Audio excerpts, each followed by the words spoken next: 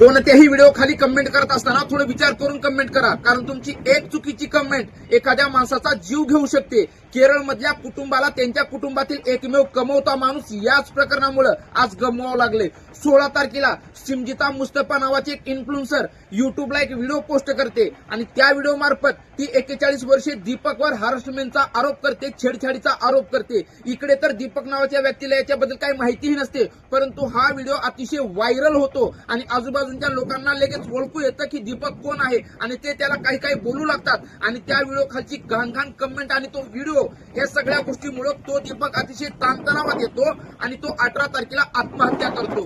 केवळ एका व्हिडिओमुळे आणि त्या व्हिडिओच्या खालच्या कमेंटमुळे त्या घरचा एकमेव कमवता माणूस आज संपलेला आहे. म्हणून कोणताही व्हिडिओ असो, ज्या व्हिडिओच्या खाली कमेंट करत असताना त्या व्हिडिओची शहानिशा करणं अतिशय गरजेचं आहे. आणि बसमध्ये एकमेकाला स्पर्श होणं, धक्का लागणं ही नॉर्मल गोष्ट आहे, परंतु त्या मुलीनं त्याचा विचार न करता तिनं हा व्हिडिओ करून पोस्ट केला. परंतु जरी तिला ती हॅरासमेंट वाटत होती, तिनं त्याच ठिकाणी त्याच वेळेला बोलायला पाहिजे होतं, परंतु तिनं नाही बोलली.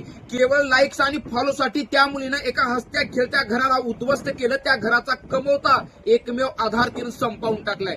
म्हणून व्हिडिओ कोणताही असो, त्याची शहानिशा करूनच त्याच्या खाली कमेंट करत जावा.